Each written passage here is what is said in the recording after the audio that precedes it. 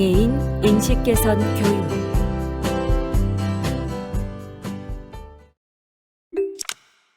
부끄러움을 잘 남 앞에 서면 얼굴이 빨개지는 김대리. 성격이 불같아 화부터 내는 이 과장. 깜빡깜빡 건망증이 심한 신주임. 영어 울렁증이 있어 바이어 앞에만 서면 작아지는 최주임. 한쪽 다리가 불편한 박대리. 이는 누구나 갖고 있고 가질 수 있는 하나의 특성일 뿐인데요. 그것이 모두 장애입니다. 여러분은 장애인에 대해 어떻게 생각하시나요? 불편한 사람, 휠체어, 도움이 필요한 사람. 이러한 생각이 보편적일 텐데요. 장애라는 편견을 걷어내면 나와 함께 일하는 동료, 선의의 경쟁자, 우리 회사의 인재가 보입니다. 지금부터 장애인 인식 개선 교육 시간으로 장애의 정의, 장애 유형에 대해 알아보고 직장 내 장애인 인권, 장애인에 대한 차별 금지 및 정당한 편의 제공과 장애인 고용 우수 사례, 장애인의 삶과 사회적 인식, 장애인 학대 신고 및 예방에 대해 살펴보도록 하겠습니다. 지금부터 학습할 내용에 대한 학습 목표를 알아보겠습니다. 오늘 학습을 마치고 나면 여러분들은 장애의 정의에 대해 이해할 수 있으며 장애 유형에 대해 설명할 수 있고 직장 내 장애인 인권에 대해 설명하며 장애인에 대한 차별 금지 및 정당한 편의 제공에 대해 설명하고 장애인 고용 우수 사례에 대해 설명할 수 있을 것입니다. 그리고 장애인의 삶과 사회적 인식에 대해 이해하고 설명할 수 있고 장애인 학대 신고 및 예방에 대해 알고 설명할 수 있습니다. 그럼 지금부터 본격적인 학습을 시작해 보도록 하겠습니다.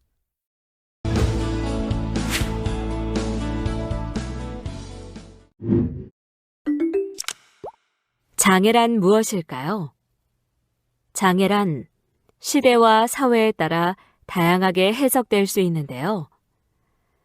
중세 유럽에서는 장애인은 신에게 벌을 받는 사람이라 하여 장애인에게 고문과 사형을 집행하였습니다. 이는 서양에서 자행되었던 장애인의 잔혹한 역사라 할 수 있습니다. 반면 우리나라의 조선시대 속 장애인은 단지 몸이 불편한 사람일 뿐 그 이상도 이하도 아니다라고 여겼다고 합니다. 즉, 장애를 병으로, 장애인을 구제해야 할 대상으로 보았던 것이죠. 세계보건기구에서 정의한 장애인은 선천적, 후천적으로 신체 및 정신 능력의 결함이 발생하여 스스로 생활을 영위할 필요 조건을 전혀 갖출 수 없거나 부분적으로 갖출 수 없는 모든 사람이라 규정하였습니다.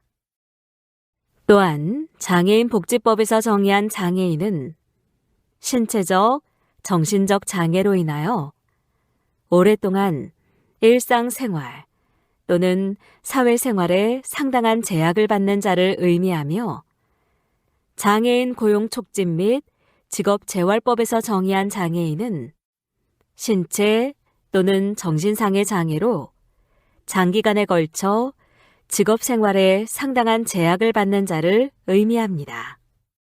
이러한 정의는 사회적 인식을 형성하여 장애인의 생활에 많은 영향을 주고 있는데요.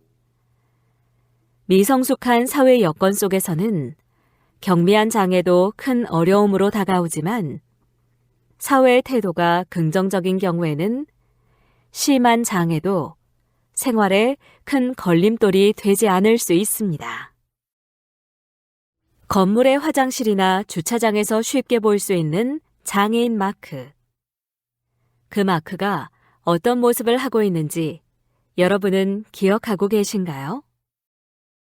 이 그림이 바로 전 세계에 공통으로 쓰이는 국제 표준 ISO 장애인 마크입니다. 1968년에 만들어진 디자인으로 현재까지 유지되고 있는데요. 그동안 이 마크에 그려진 장애인의 모습에 대해서 너무 딱딱해 보인다, 뻣뻣해서 도움만을 바라는 모습 같다며 이 마크가 오히려 장애인에 대한 편견을 만드는 것이 아닐까 하는 이야기가 있어 왔다고 합니다. 그런 의견을 갖고 있던 사람 중 한 명이었던 뉴욕의 디자이너 사라 핸드레는 자신의 능력을 살려 표준 마크보다 능동적이고 새로운 모습의 장애인 마크를 고안하게 됩니다. 앞으로 내민 몸과 휠체어를 밀기 위해 자세를 잡고 있는 팔은 스스로 움직이겠다는 의지와 능동적인 모습을 보여주고자 만들었다고 하는데요. 그녀는 이 마크를 알리기 위해 게릴라 이벤트를 진행하게 됩니다. 바로 뉴욕시 거리에 있는 장애인 마크 표지판에 새로 고안한 마크의 스티커를 붙이는 것이었죠. 처음엔 불투명한 스티커로 이전의 마크를 보이지 않게 가리려고 했지만 기존의 마크에 대한 문제를 깨닫게 하기 위해 투명 스티커로 방법을 바꿨다고 합니다. 뉴욕시의 곳곳에서 그녀가 고안한 새 장애인 마크들이 보이게 되었고 국제 표준 마크를 사용하던 뉴욕시는 2014년 7월 46년 만에 사라 핸드렌이 만든 능동적인 모습의 장애인 마크를 공식적으로 사용하기로 했답니다. 장애가 있는 사람에 대한 호칭은 다양하지만 법적인 용어인 장애인이라고 부르는 것이 가장 적합합니다. 또한 장애가 없는 사람을 정상인이라고 부르는 대신 비장애인이라고 부르는 것이 더 적절한 표현이라고 할 수 있습니다.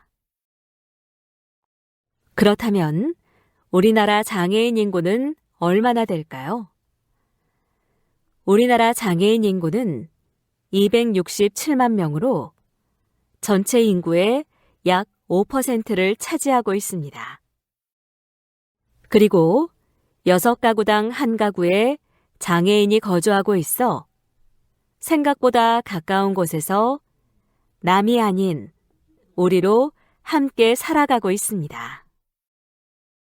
대개 장애는 나와는 거리가 먼 일이라고 생각하지만 결코 남의 일이 아닙니다.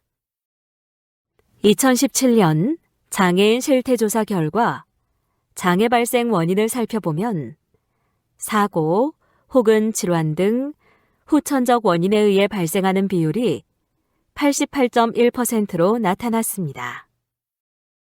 특히 고령으로 인한 장애 발생률이 높아 사회가 고령화될수록 장애 인구는 점점 더 늘어날 것으로 예상됩니다. 우리나라에서는 장애인의 경제활동은 결코 쉽지 않습니다. 2017년 장애인구 실업률은 5.7%로 전체 인구 실업률 3.6%에 비해 높은 편이며 장애인 고용률 또한 36.5%로 전체 인구 고용률 61.3%에 비해 매우 낮은 편입니다. 이는 장애인들의 업무 능력보다 장애인인데 일을 잘할 수 있을까, 일하는데 위험하지 않을까 등의 사회적 편견의 문제일지도 모릅니다.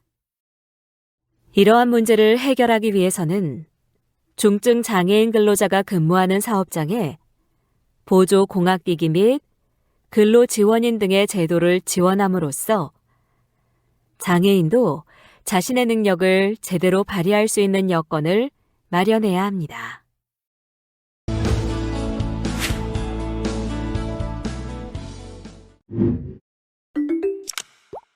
장애는 크게 신체적 장애와 정신적 장애로 구분됩니다. 신체적 장애에는 지체장애, 뇌병변장애, 시각장애, 청각장애, 언어장애, 안면장애의 외부 신체 장애가 있으며 신장장애, 심장장애, 호흡기 장애, 간장애, 장루, 요루 장애, 뇌전증 장애의 내부 신체 장애가 있습니다. 또한 정신적 장애에는 지적 장애, 자폐성 장애, 정신장애가 있습니다.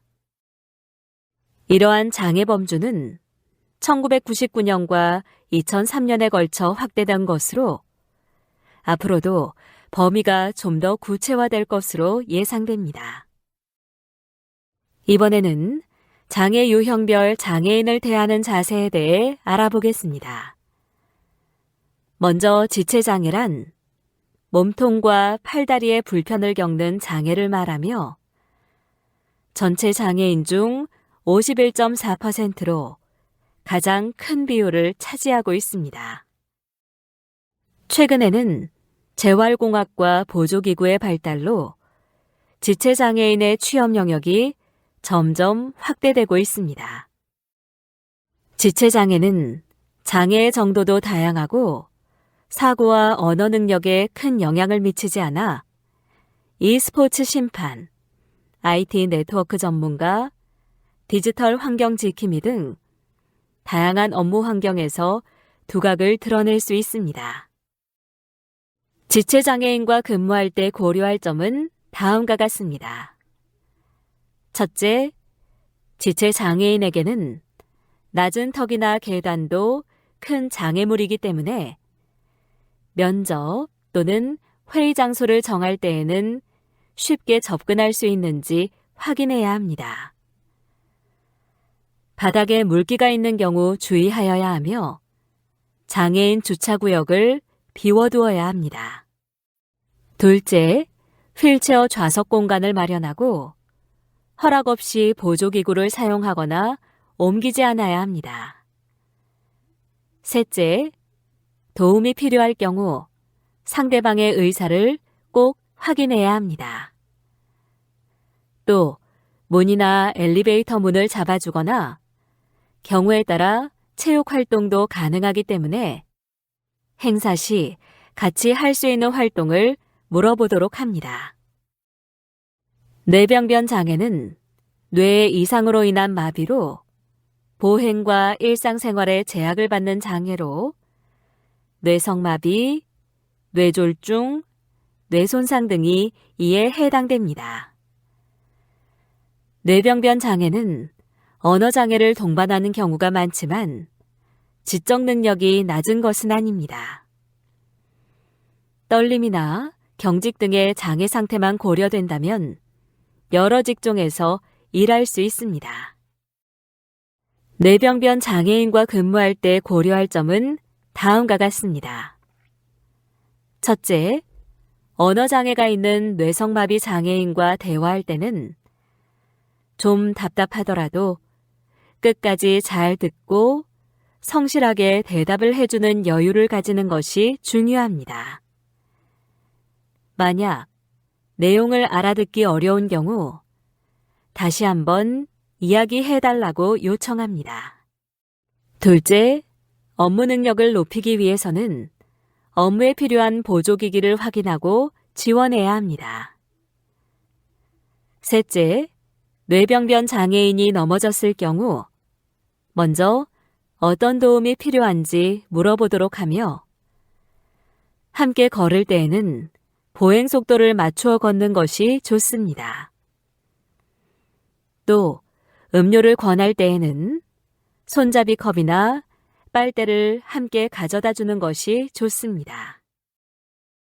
시각장애는 백내장, 녹내장, 이물질 침입, 화학약품에 의한 손상 등으로 인해 시력을 잃거나 시야가 결손된 사람을 말합니다. 전체 시각장애인 중 전혀 볼 수 없는 장애인은 소수이며 대부분은 명암이나 물체의 형태를 구분할 수 있기 때문에 보조기구를 활용하여 다양한 업무를 수행할 수 있습니다. 어둠 속의 대화는 최초의 상설 시각장애인 체험 전시장으로 중증 시각장애인들이 관객을 안내하는 로드마스터 역할을 맡고 있습니다. 로드마스터가 시각장애인으로 충원되므로 장애인 고용 창출 효과를 가져왔습니다. 그 밖에 웹 접근성 평가사, 텔레마케터, 일반 사무직 등 많은 분야에 취업하여 본인의 역량을 펼치고 있습니다.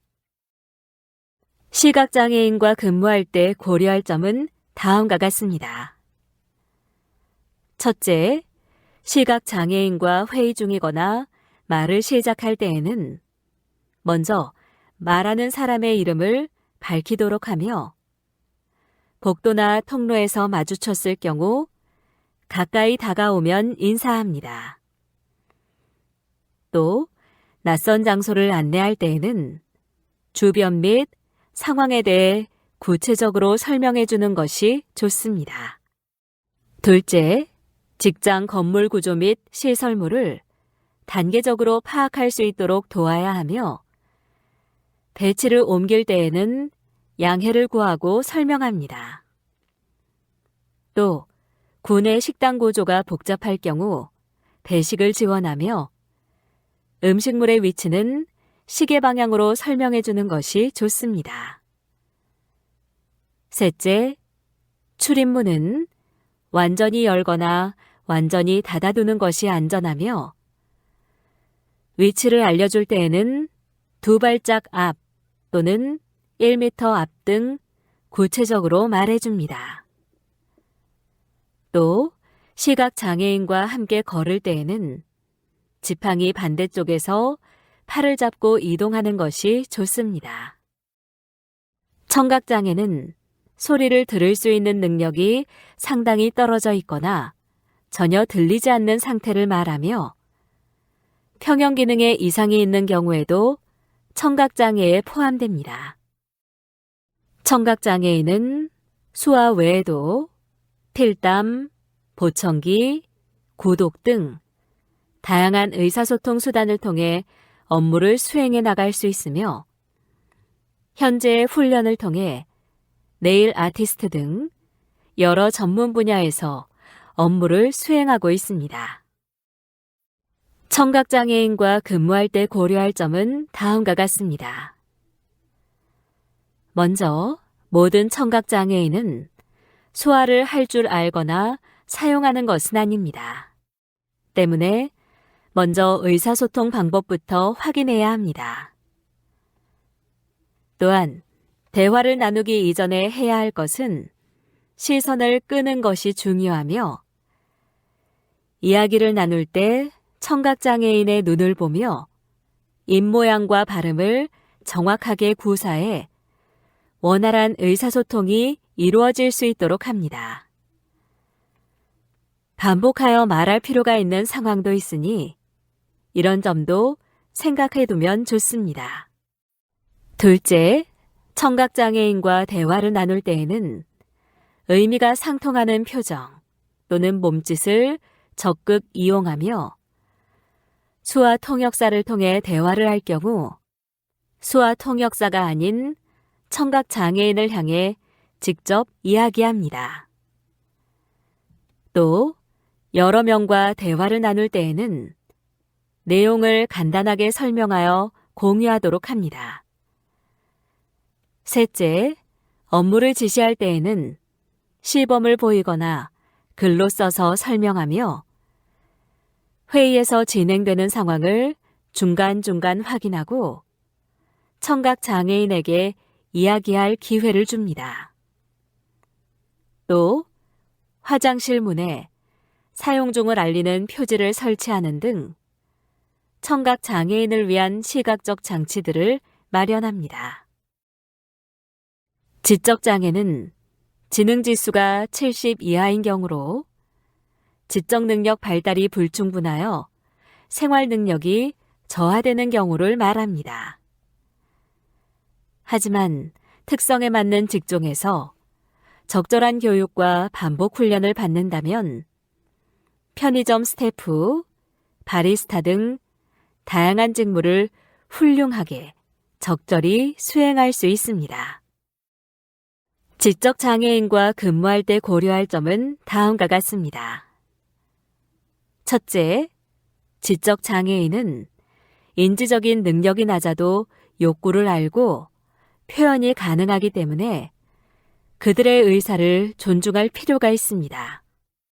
둘째, 지적장애인에게 작업을 지시할 때에는 시범을 통해 여러 차례 반복해 가르쳐주며 근무 시간, 복장, 규칙 등 업무와 관련된 일을 반복적으로 설명해 줍니다.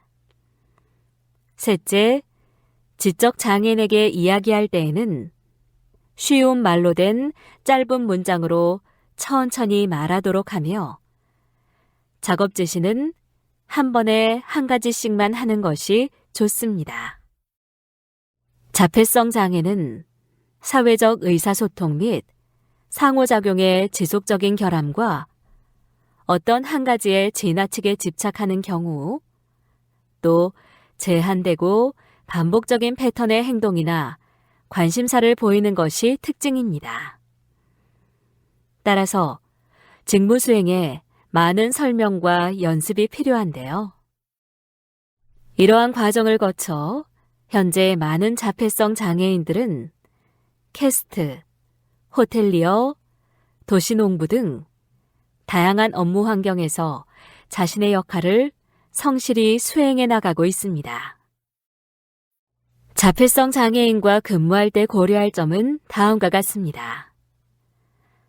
첫째, 자폐성 장애인은 낯선 장소, 낯선 사람, 예측 못한 상황, 일과 조정에 있어 불안감이 크다 보니 충분한 설명과 예행 연습이 필요합니다. 둘째, 일상생활에 필요한 여러 기능들, 즉 대중교통 이용, 돈 계산 등에서 어려움을 겪으므로 도움이 필요합니다.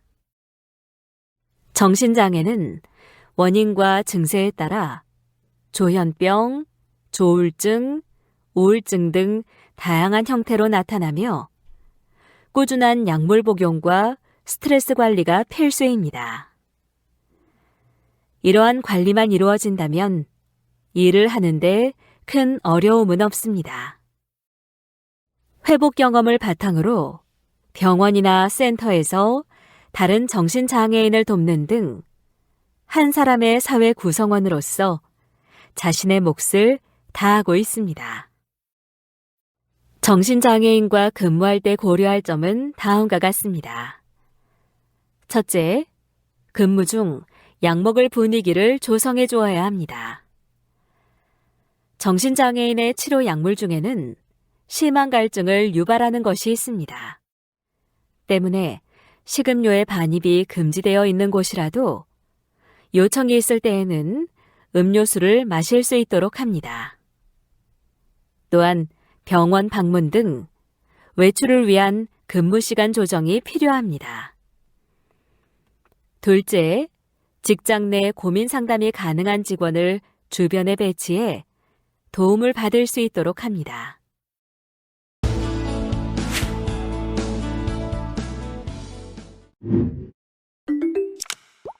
직장 내 장애인 인권에 대해 알아보기 전에 먼저 장애인 관련 법령의 변화에 대해 알아보겠습니다. 1980년대 처음 장애인 관련법이 제정되었습니다. 1990년대에는 장애인, 노인, 임산부 등의 편의 증진 보장에 관한 법률과 장애인 고용 촉진 등에 관한 법률이 제정되었습니다. 2000년대에는 장애인 고용 촉진 및 직업재활법이 개정되었으며 교통약자의 이동 편의 증진법이 제정되었고 장애인 고용 촉진 및 직업재활법이 개정되었습니다. 장애인 차별 금지 및 권리 구제 등에 관한 법률, 장애인 등에 대한 특수교육법, 중증 장애인 생산품 우선구매 특별법이 제정되었으며 장애물 없는 생활환경 인증 제도가 시행되었습니다. 2010년 이후에는 장애인연금법, 장애인 활동 지원에 관한 법률, 장애아동 복지지원법, 발달장애인 권리보장 및 지원에 관한 법률, 장애인 건강원 및 의료 접근성 보장에 관한 법률이 제정되었습니다. 이렇듯 우리나라는 장애인의 권리와 편의를 증진하기 위한 법률은 점차 확대되고 있습니다. 특히 장애인 차별 금지 및 권리 구제 등에 관한 법률과 장애인 고용 촉진 등에 관한 법률은 우리나라의 장애인 고용 정책이 뿌리는데 중요한 근간이 되었습니다. 장애인 고용 촉진 및 직업재활법은 장애인이 그 능력에 맞는 직업 생활을 통하여 인간다운 생활을 할 수 있도록 장애인의 고용 촉진 및 직업재활을 꾀하는 것을 목적으로 제정되었습니다. 장애인 고용 촉진 및 직업재활법은 장애인 생존권, 노동권 보장, 기업, 정부, 기타 단체의 사회적 책임 인식, 장애인 자아 실현, 장애인 노동 경력과 보수, 통상적인 삶 영위, 그리고 장애인 스스로 자립할 권리 실현의 내용을 담고 있습니다. 실제 우리 사회를 들여다보면 수많은 장애인이 심각한 차별에 노출되어 있는데요. 이러한 차별을 막기 위해 장애인 차별금지법이 제정되었습니다. 이러한 장애인 차별금지법에는 고용과 교육 등 모든 생활 영역에서의 차별을 금지하여 장애인의 참여와 평등권을 보장할 것을 명시하고 있습니다. 만약 법으로 보장된 장애인의 인권, 기본적 자유가 침해당한다면 어떻게 해야 할까요? 이 경우 권리구제 신청을 하면 됩니다. 권리구제를 신청하면 국가인권위원회에 제소된 후 각 단계를 거쳐 3천만 원 이하의 과태료를 부과할 수 있습니다. 또한 30명 이상 사업장의 경우 고충처리위원을 필수로 설치해야 하며 인권과 기본적 자유를 침해당한 장애인은 이를 구두 또는 서면으로 고충처리위원회에 신고한 후 10일 이내 조치 또는 결과 통보를 받을 수 있습니다. 장애인 차별금지법에는 고용에서의 정당한 편의 제공을 명시하고 있습니다. 모든 기업은 직원을 모집 또는 채용하는 경우 모집 자료, 채용 공고를 동등하게 이용 가능하게 해야 하며 지원서와 기타 양식 등 장애인 스스로 작성 가능하도록 정보를 제공해야 합니다. 또한 장애인이 접근 가능한 장소여야 합니다. 장애인 채용 이후 휠체어로 출입 및 이동이 가능함은 물론 화장실 이용이 편리하도록 해야 하며 의사소통이나 업무 수행 시 동등한 정보 이용 경로를 제공해야 합니다. 또한 인지 가능한 작업 지침서나 지시서를 제공함은 물론 업무 수행에 불편함이 없도록 보조기구, 시설 설치, 낭독자 등 편의를 제공해야 합니다. 교육, 훈련 시에는 접근 가능한 교육 장소, 교재, 보조 인력, 필요한 보조 수단을 제공합니다. 그리고 시험, 평가를 시행할 때에는 적절한 보조 수단과 인력을 제공하고 장애인 특성을 고려한 난이도와 평가 시간, 평가 방식을 운영해야 합니다. 또한 재활, 치료를 위한 일정 및 시간 변경이 자유로워야 하며 편의 제공을 위한 사업장 방침 조정이 가능해야 합니다. 편의 증진법에 대해 알아보겠습니다. 여러 가지 활동에 제약을 겪는 장애인을 위해 편의 증진법이 만들어졌는데요. 편의 증진법은 공원, 공공건물, 공동주택 등의 장애인 편의시설 설치를 의무적으로 규정하여 여러 가지 활동에 제약을 겪는 장애인의 편리한 생활을 지원하고 있는데요. 이를 통해 배리어 프리, 즉 장애물 없는 환경을 조성하여 장애인도 편하게 생활할 수 있도록 법적인 여건을 마련하고 있습니다.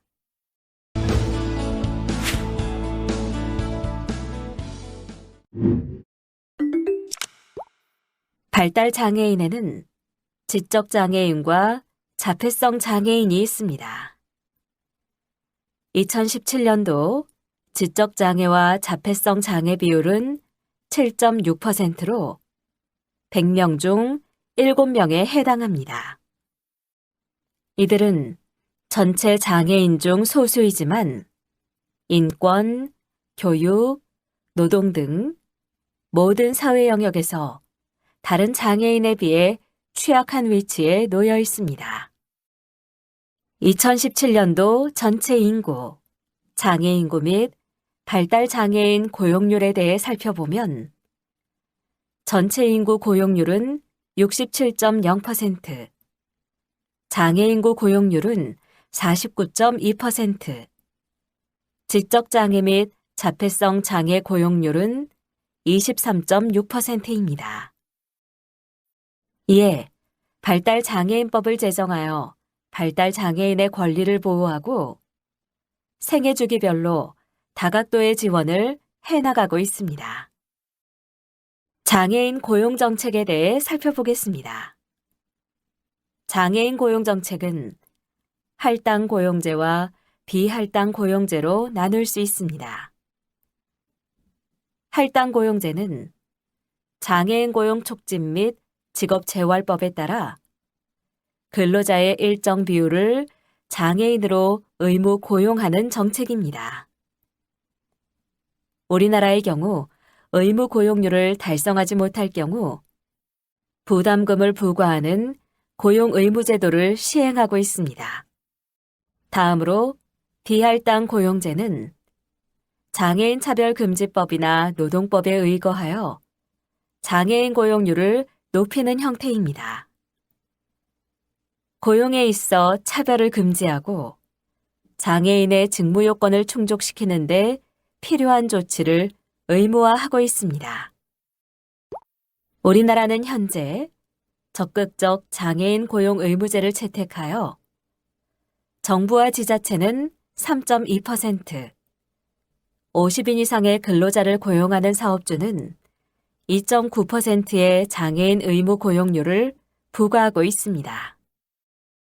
이러한 적극적인 제도를 통해 장애인 고용률은 2016년 2.66%, 2017년 2.76%로 점차 증가하고 있지만 장애인 고용에 대한 인식은 아직도 부족하여 함께 일하는 분위기 조성을 위해서는 더 많은 노력이 필요한 상황입니다.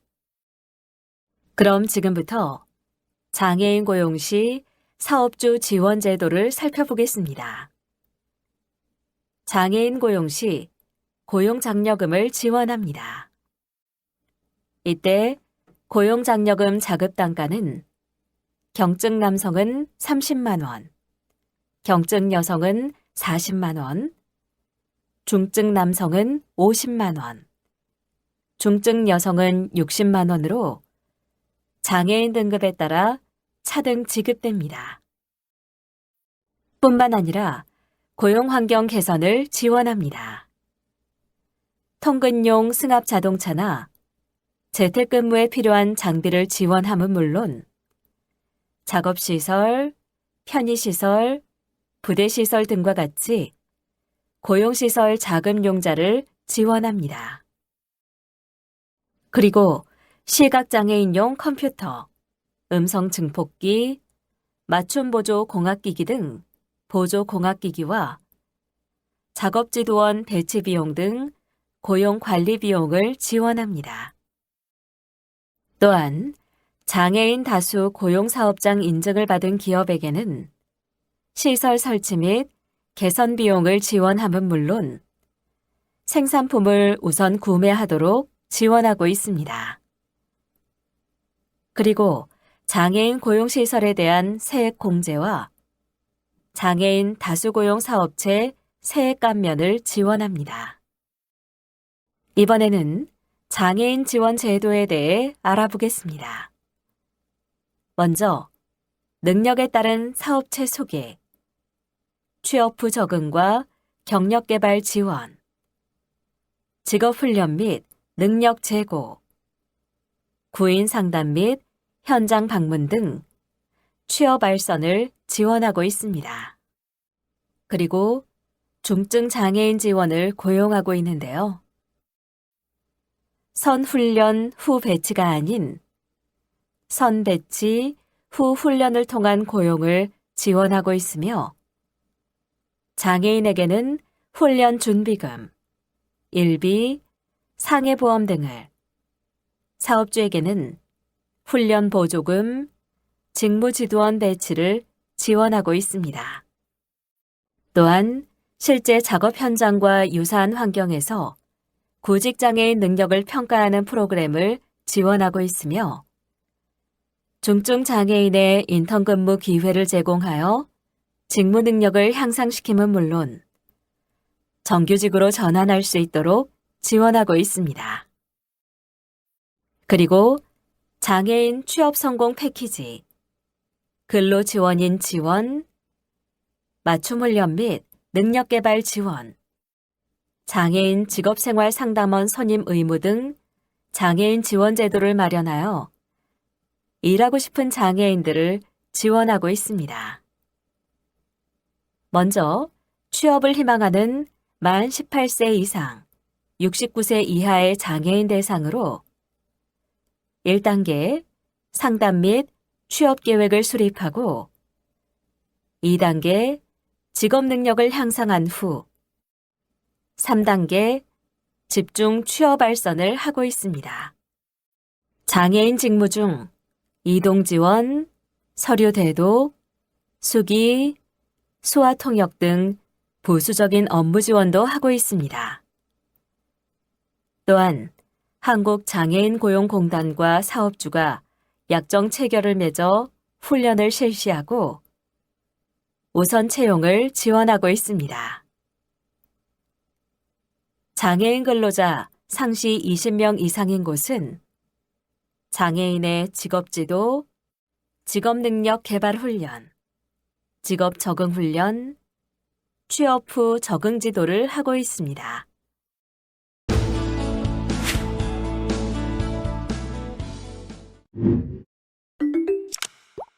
그럼 지금부터 장애인 고용 우수 사례에 대해 알아보겠습니다. 먼저 삼성전자입니다. 삼성전자는 정보기술, 기계 디자인, 점저 사용 설명서 제작, 전화 상담, 전기 전자 등 다양한 분야의 장애인을 고용하는 등 적극적인 지원을 하고 있는데요.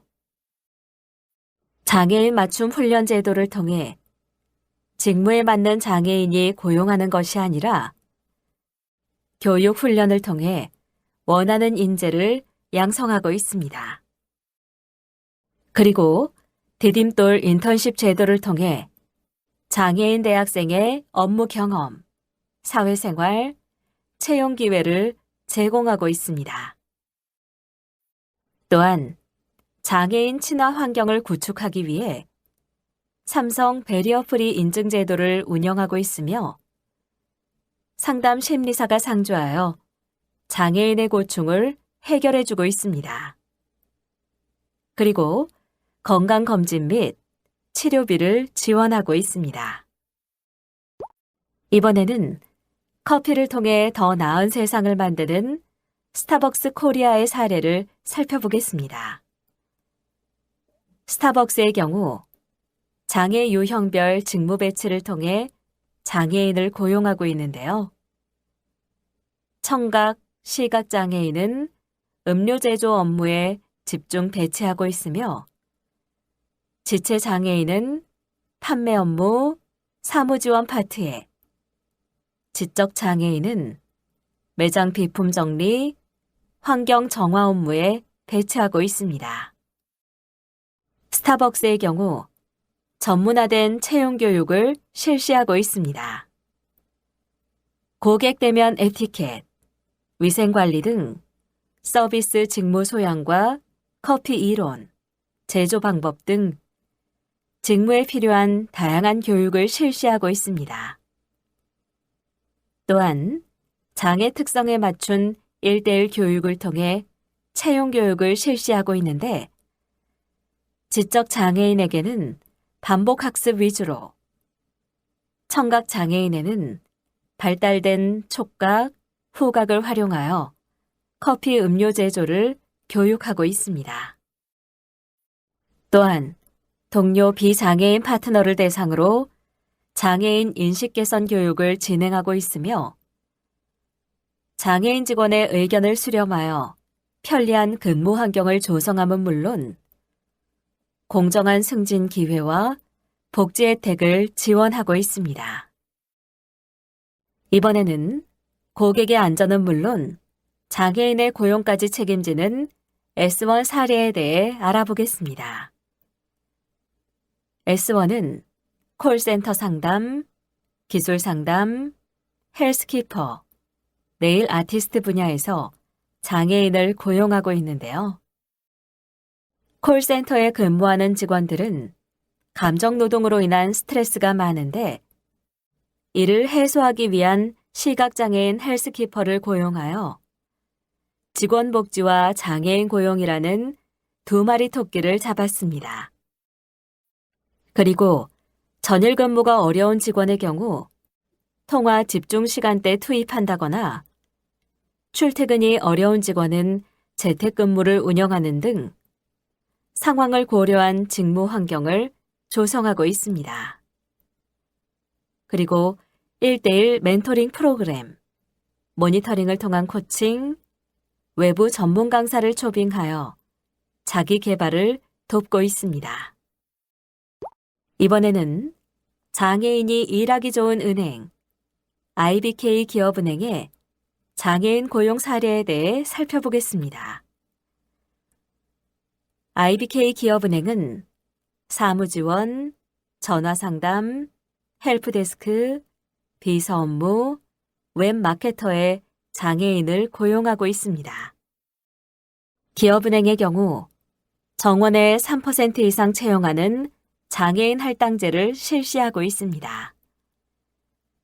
결혼 발생 시 장애인 우선 채용, 장애인 추천제도 도입 등 장애인 상시 채용제를 실시하여 장애인 고용에 힘쓰고 있습니다.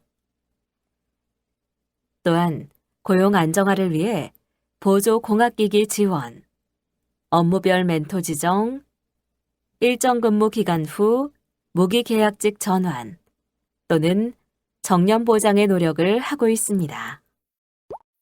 장애인의 삶까지 건강하게 만드는 서울의료원 사례에 대해 살펴보겠습니다. 서울의료원은 주차지도원, CCTV 모니터링 요원, 사무직원, 동료 지원가에 장애인을 고용하고 있습니다. 서울의료원은 일반 직원과 동일한 복리후생을 제공하고 유연근무제를 실시하는 등 배려 있는 근무 환경을 조성하고 있으며 검사실 입구 턱을 없애고 출입문 일부를 개선함은 물론 장애인 화장실을 터치식 자동문으로 교체하는 등 장애인 건강검진 및 편의시설을 확대하였습니다.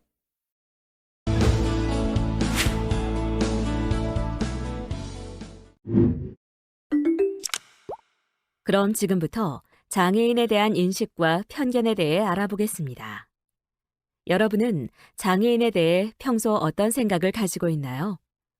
평소 습관처럼 장애인을 비하하는 표현을 쓰고 있지는 않은지, 길이나 직장에서 장애인을 만나면 어떤 생각이 드는지, 같은 직장 내에 장애인이 있는지, 평소 장애인을 만나면 어떻게 대하는지 등에 대해 한 번쯤 생각해 보면 좋을 것 같습니다. 장애인이란 신체 일부나 정신적으로 장애가 있어서 일상생활이나 사회생활에 제약을 받는 사람으로 우리 모두가 각자 개성 있게 태어난 것과 같이 장애인도 조금 다를 뿐 존중받아야 하는 존재입니다. 장애에는 다양한 종류가 존재하는데 바깥으로 드러난 장애 종류만 알고 있지만 내부기관의 문제로 장애를 겪는 사람들도 많이 있습니다. 정신적 장애에는 지적장애, 정신장애, 자폐성 장애가 있고 신체적 장애에는 지체장애, 뇌병변 장애, 시각장애, 신장장애, 심장장애, 간장애, 간질장애, 장루, 요루장애, 호흡기장애, 안면장애, 언어장애, 청각장애가 있습니다. 매년 4월 20일은 장애인의 날입니다. 이 날은 장애인에 대한 이해를 돕고 장애인의 재활 의욕을 고취하기 위해 제정된 법정 기념일입니다. 우리나라는 2008년부터 장애인 차별금지 및 권리구제 등에 관한 법률이 시행되면서 장애인 인권 강화에 힘써왔는데요. 하지만 여전히 우리 사회의 음지에는 인권 침해를 당하는 장애인들이 다수 있습니다. 장애인 학대에 대한 분명한 인식과 신속한 지원이 무엇보다 필요합니다. 그럼 장애인을 만났을 때 어떻게 해야 할까요? 먼저 다양한 장애인이 있기 때문에 모든 사람들에게 똑같은 기준을 적용할 수는 없으나 다른 사람들을 대할 때와 같이 자연스럽게 대하고 도움을 주기 전에 도움이 필요한지 물어봅니다. 그리고 다른 언어를 사용해야 하는데 장애인, 비장애인이란 표현을 사용하고 일반인이나 정상인이란 표현을 하지 않아야 합니다. 또 장애가 있는 친구들을 부를 때 장애인이나 도움반이라는 명칭 대신 이름을 불러주도록 합니다. 장애인의 삶 체험해 보기에는 먼저 시각장애 체험이 있는데 눈을 가리고 그림을 그리거나 소리를 따라 걸어가 보기 등이 있습니다. 청각장애 체험에는 소리 없는 영상물을 보고 내용을 파악하거나 소리를 내지 않고 입모양으로만 대화하기 등이 있습니다. 지체장애 체험에는 발가락 또는 입으로 그림 그리기가 있고 학습장애 체험에는 거울 보고 글 읽기가 있습니다. 다음은 주변 장애인 시설 점검 사례입니다. 자세한 내용을 살펴보시기 바랍니다.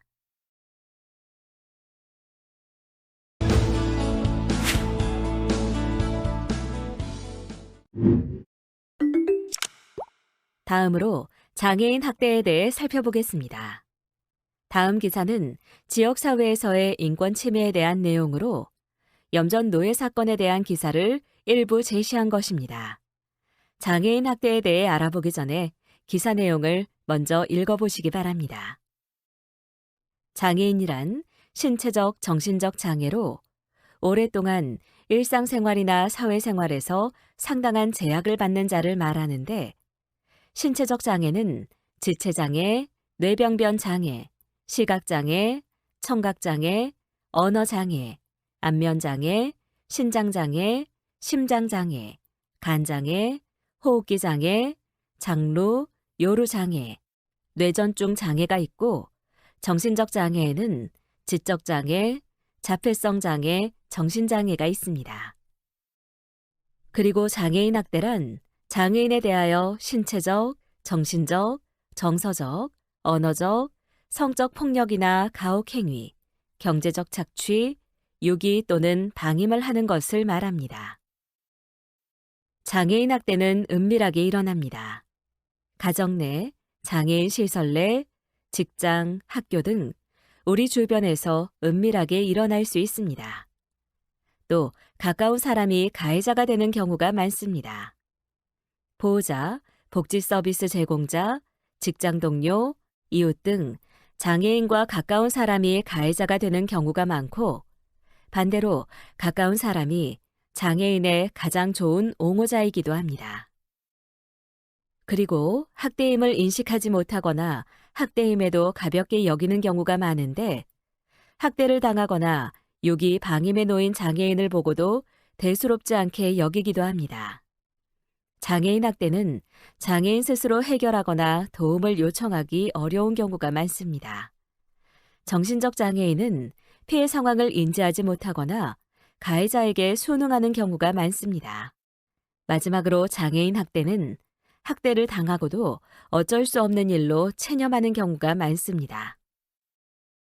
학대받지 않을 장애인의 권리, 바로 인권인데요. 인권이란 성별, 인종, 장애 여부, 국적 등에 관계없이 인간이 인간으로서의 존엄성을 지니고 인간답게 살 수 있도록 보장되어야 하는 권리를 말합니다. 헌법 10조 1항에는 모든 국민은 인간으로서의 존엄과 가치를 가지며 행복을 추구할 권리를 가진다. 국가는 개인이 가지는 불가침의 기본적 인권을 확인하고 이를 보장할 의무를 진다고 명시하고 있고 국가인권위원회법 2조의 1에서는 인권이라 함은 헌법 및 법률에서 보장하거나 대한민국이 가입 비준한 국제인권조약 및 관습법에서 인정하는 인간으로서의 존엄과 가치 및 자유와 권리를 말한다고 명시하고 있습니다. 학대받지 않을 장애인의 권리, 세계인권선언 제1조에는 우리는 모두 태어날 때부터 자유롭고 존엄성과 권리에 있어 평등하다. 우리는 모두 이성과 양심을 가졌으므로 서로에게 형제 자매의 정신으로 행해야 한다고 명시되어 있고 제2조에는 피부색, 성별, 종교, 언어, 국적, 갖고 있는 의견이나 신념 등이 다를지라도 우리는 모두 평등하다고 명시되어 있습니다. 그리고 제29조에는 우리에게는 모든 사람의 자유와 권리를 지키고 살기 좋은 세상을 만들기 위한 의무가 있다.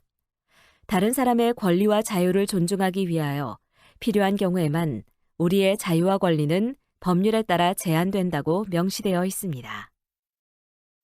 제16조에는 당사국은 가정 내외에서 성별을 이유로 한 유형을 포함하여 모든 형태의 착취, 폭력 및 학대로부터 장애인을 보호하기 위하여 모든 적절한 입법적, 행정적, 사회적, 교육적 및 그 밖의 조치를 취한다. 당사국은 특히 장애인과 그 가족 및 보호자를 위하여 착취, 폭력 및 학대를 방지하고 인지하며 신고하는 방법에 대한 정보 및 교육의 제공을 포함하여 연령과 성별을 고려한 적절한 형태의 지원 및 보조를 보장함으로써 모든 형태의 착취, 폭력 및 학대를 방지하기 위한 모든 적절한 조치를 취한다. 당사국은 연령, 성별 및 장애를 고려하여 이러한 보호 서비스를 제공한다고 명시하고 있습니다. 그리고 1차 유엔 장애인 권리 위원회의 한국에 대한 의견으로 제16조에는 위원회는 장애인이 여전히 강제노동을 포함하여 폭력, 학대 및 착취에 노출되어 있음에 우려를 표한다. 위원회는 당사국이 가해자들을 처벌하고 피해자들에게 보상을 제공하지 못하고 있는 점과 성폭력 및 가정폭력 피해자를 제외한 장애인을 위한 쉼터가 존재하지 않는 점에 대하여 우려를 표한다고 명시하고 있습니다. 장애인 차별금지법 제32조 1에서는 장애인은 성별, 연령, 장애의 유형 및 정도, 특성 등에 상관없이 모든 폭력으로부터 자유로울 권리를 가진다고 명시하고 있고 2에서는 괴롭힘 등의 피해를 당한 장애인은 상담 및 치료, 법률 구조, 그 밖에 적절한 조치를 받을 권리를 가지며 괴롭힘 등의 피해를 신고하였다는 이유로 불이익한 처우를 받아서는 아니 된다고 명시하고 있으며 3에서는 누구든지 장애를 이유로 학교, 시설, 직장, 지역사회 등에서 장애인 또는 장애인 관련자에게 집단 따돌림을 가하거나 모욕감을 주거나 비하를 유발하는 언어적 표현이나 행동을 하여서는 아니 된다고 명시하고 있습니다.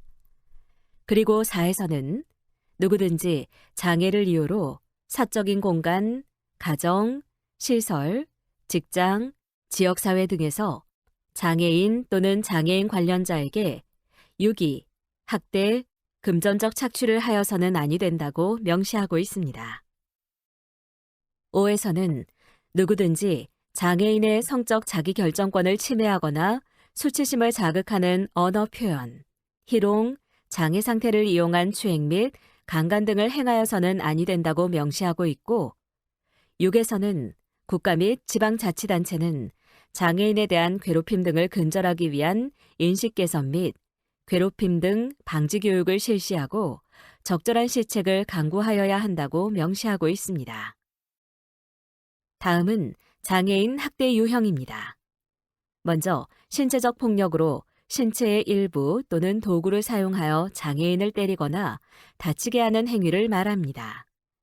신체 또는 도구를 사용하여 때리는 행위, 꼬집기, 할퀴기, 짓누르기, 밟기, 물기, 꺾기 등 일체의 유형력의 행사, 불, 담뱃불 등 뜨거운 물건이나 차가운 물건으로 고통을 가하는 행위, 장애인을 묶거나 가두는 행위, 약물을 부적절하게 사용하여 신체를 통제하거나 건강을 저해하는 행위, 이리저리 끌고 다니거나 짐짝처럼 마구 다루는 행위, 행동 교정을 이유로 한 신체적 체벌이 있습니다.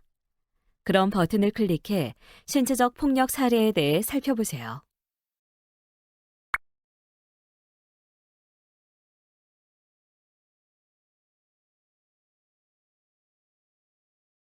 다음으로 성적 폭력은 장애인에게 성적 수치심을 주는 성희롱, 성폭력 등의 행위를 말합니다.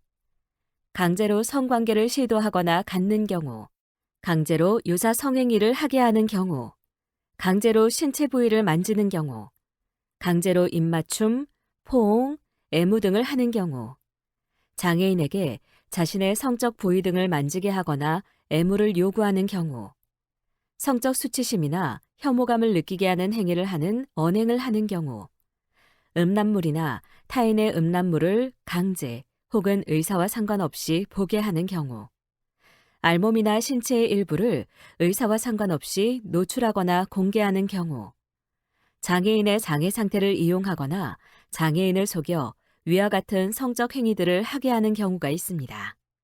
그럼 버튼을 클릭해 성적 폭력 사례에 대해서도 살펴보세요.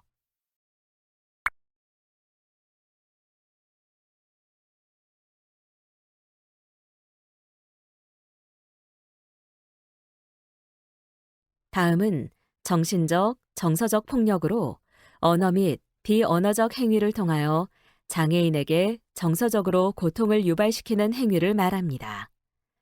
외부 접촉의 배제, 소외시킴, 따돌림 등 장애인이 정서적으로 소외를 느끼게 하는 경우, 모욕, 희롱, 조롱, 굴욕, 비난, 경멸 등 언어를 통하여 장애인을 정신적으로 무력하게 만드는 경우, 고함을 지르거나 욕설, 폭언, 상스럽거나 혐오스러운 말로 고통을 주는 경우, 강압, 강제, 협박, 통제, 위협 등 장애인에게 정신적인 억압을 가하는 경우, 내쫓거나 들어오지 못하게 하는 경우, 폭력적이거나 엽기적인 장면 또는 영상을 보게 하는 경우, 특정한 행위를 하거나 특정 행사에 참석하도록 강요하는 경우, 대중 앞에서 망신을 주거나 벌을 세우는 경우가 있습니다. 그럼 버튼을 클릭해 정신적, 정서적 폭력에 대해 살펴보세요.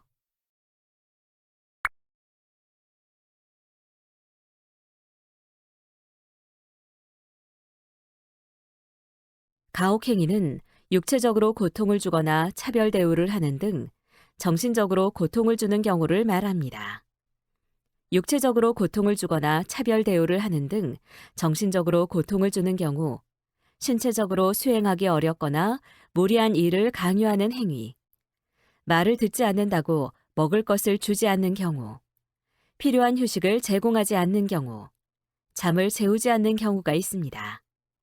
그럼 버튼을 클릭해 가혹행위 사례에 대해서도 살펴보세요.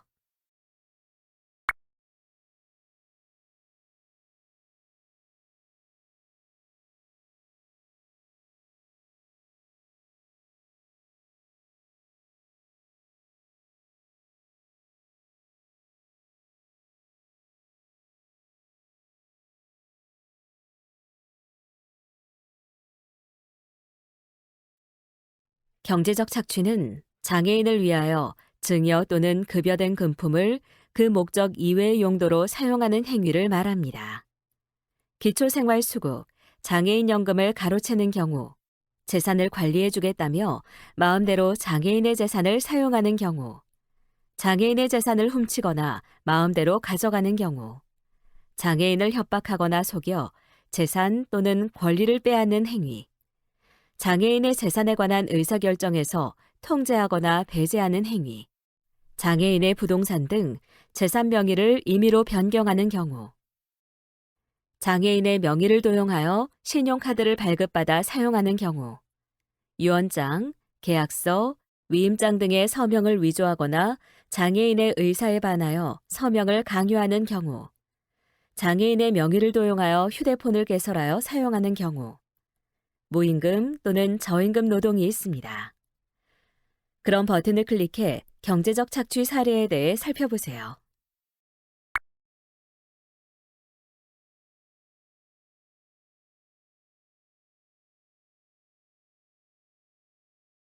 유기 방임은 자기의 보호, 감독을 받는 장애인을 벌이는 행위, 의식주를 포함한 기본적 보호 및 치료를 소홀히 하는 행위를 말합니다.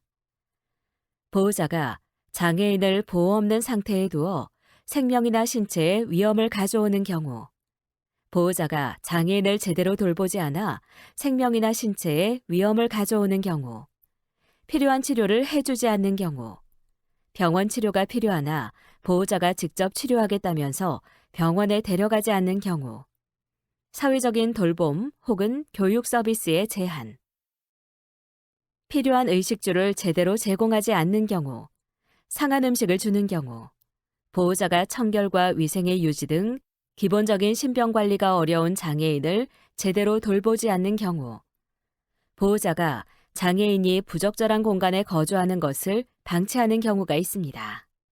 그럼 버튼을 클릭해 유기, 방임 사례에 대해 살펴보세요.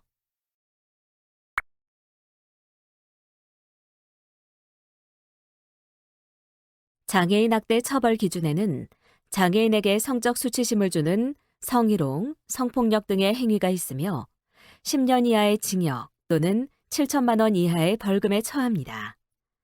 장애인의 신체에 폭행을 가하거나 상해를 입히는 행위는 폭행 5년 이하의 징역 또는 3천만 원 이하의 벌금, 상해 7년 이하의 징역 또는 5천만 원 이하의 벌금에 처합니다. 자신의 보호, 감독을 받는 장애인을 유기하거나 의식주를 포함한 기본적 보호 및 치료를 소홀히 하는 방임 행위는 5년 이하의 징역 또는 3천만 원 이하의 벌금에 처하고, 장애인에게 구걸을 하게 하거나 장애인을 이용하여 구걸하는 행위는 5년 이하의 징역 또는 3천만 원 이하의 벌금에 처합니다. 장애인을 체포 또는 감금하는 행위는 5년 이하의 징역 또는 3천만 원 이하의 벌금에 처하고, 장애인의 정신건강 및 발달에 해를 끼치는 정서적 학대 행위는 5년 이하의 징역 또는 3천만 원 이하의 벌금에 처합니다. 장애인을 위하여 증여 또는 급여된 금품을 그 목적 외의 용도로 사용하는 행위는 3년 이하의 징역 또는 2천만 원 이하의 벌금에 처하고, 공중의 오락 또는 흥행을 목적으로 장애인의 건강 또는 안전에 유해한 고개를 시키는 행위는 1년 이하의 징역 또는 500만 원 이하의 벌금에 처합니다. 장애인의 학대 현황은 지속적으로 늘고 있고, 장애인 학대 상담 건수가 지속적으로 상승하고 있는 실정입니다. 전체 상담 중 학대 상담 비율은 2008년 29.9%에서 꾸준히 늘고 있는 상황입니다. 그럼 장애인 학대 신고는 누가 하나요? 장애인 학대는 누구든지 신고할 수 있습니다. 특히 다음 직군의 종사자는 학대 상황을 발견했을 시 의무적으로 신고해야 합니다. 장애인의 학대 신고 절차는 다음과 같으며, 장애인 학대 발견 시 신고 접수 후 현장 조사, 경찰 조사 및 보호 조치 후 권리구제 조치를 취하고 권리회복 단계를 거쳐 사후 지원을 하도록 합니다. 그렇다면 학대인지 아닌지 어떻게 해야 할지 모를 때 어디서 도움을 받을 수 있을까요? 장애인 학대 상담, 전국 공통 1577-5364 상담 전화, 현장 방문 조사 및 법률적 지원, 장애인 학대 관련 연구 및 조사 활동을 통해 도움을 받을 수 있습니다. 다음은 장애인 인권 침해 예방센터 사례 개입 체계도입니다. 장애인 인권 상담 전화는 1577-5364이며 장애인 인권 침해 예방센터는 다음과 같습니다. 장애인 학대 예방을 위한 방법 중 사회복지시설 및 관련 기관 종사자의 역할은 다음과 같습니다. 먼저 장애인의 권리를 명확히 인식해야 하는데 장애인은 단지 돌봄이 필요한 사람이 아닌 권리의 주체로서 동등한 인간입니다. 둘째, 장애인 인권 교육, 학대 예방 교육에 적극적으로 참여하여 스스로의 인권 감수성을 돌아보고 높입니다. 셋째, 당사자 권리 교육을 통해 스스로 지킬 힘을 배양합니다. 이는 기분 좋은 인권 침해 예방을 위한 방법입니다. 넷째, 학대의 징후를 유심히 관찰하고 의심되는 경우 즉각 신고하거나 상담을 받습니다. 장애인 학대 신고는 수사기관, 장애인 권익 옹호 전문기관을 통해, 상담은 장애인 인권 침해 예방센터, 장애인 인권센터를 통해 하도록 합니다. 다음은 의료인, 응급구조원의 역할입니다. 먼저 학대 징후를 특히 유심히 관찰해야 하는데 특히 가정 내 학대나 방임의 경우 가족 간 일이라는 이유로 학대라고 생각하지 못할 수 있습니다. 장애인이기 때문에 그럴 수 있다는 것은 학대의 결과일 수 있습니다. 둘째, 학대가 의심되는 경우 즉각 신고해야 하며 장애인 학대 신고는 수사기관, 장애인 권익 옹호 전문기관을 통합니다. 교육기관 종사자의 역할은 먼저 장애를 이유로 한 따돌림, 비하 발언 등 정서적 학대를 특히 유념해야 하는데 이는 친구들 사이의 일이 아닌 명백한 정서적 학대입니다. 둘째, 학생을 대상으로 장애인권 교육, 인식 개선 교육을 적극적으로 시행해야 합니다. 인권 교육이 형식적인 교육이 되지 않도록 유념하고 대규모 집합 교육보다는 실제로 생각해 볼 수 있는 참여형 교육이 바람직합니다. 셋째, 학대 징후를 유심히 관찰하고 의심되는 경우 즉각 신고하거나 상담을 받습니다. 장애인 학대 신고는 수사기관, 장애인 권익 옹호 전문기관을 통하고 장애인 학대 상담은 장애인 인권 침해 예방센터, 장애인 인권센터를 통하도록 합니다. 상담소, 보호기관 종사자의 역할은 먼저 장애를 가진 이용자가 있는 경우 학대받고 있지 않은지 유심히 관찰해야 하는데 학대 징후를 유심히 관찰하고 의심되는 경우 상담을 진행합니다. 둘째, 이용자 간 학대에 유념해야 합니다. 장애인만을 대상으로 한 기관이 아닌 경우 장애인 이용자에 대한 학대가 발생할 수 있고 학대의 피해자가 학습된 학대로 인하여 가해자가 되는 경우가 있습니다. 셋째, 학대 징후를 유심히 관찰하고 의심되는 경우 즉각 신고하거나 상담을 받습니다. 상담소, 보호기관이라고 해도 또 다른 학대가 발견되거나 발생할 수 있으며 장애인 학대 신고는 수사기관, 장애인 권익 옹호 전문기관을 통하고 장애인 학대 상담은 장애인 인권 침해 예방센터, 장애인 인권센터를 통하도록 합니다. 장애인 인식 개선 교육 의무에 대해 관련 법령 중심으로 살펴보도록 하겠습니다.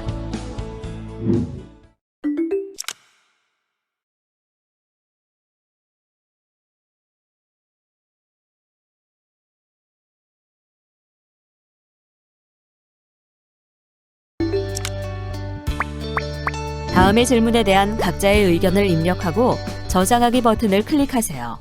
전문가 의견 보기를 클릭하면 전문가의 의견을 살펴보실 수 있습니다.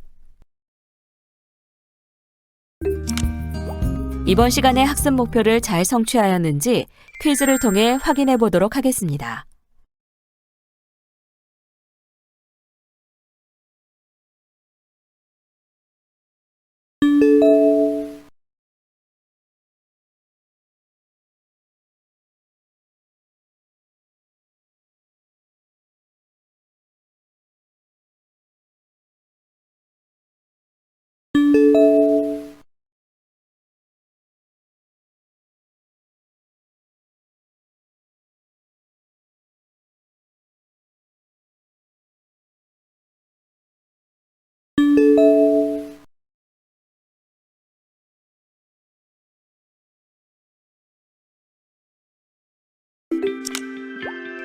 지금까지 배운 내용을 떠올리며 천천히 읽어보시기 바랍니다.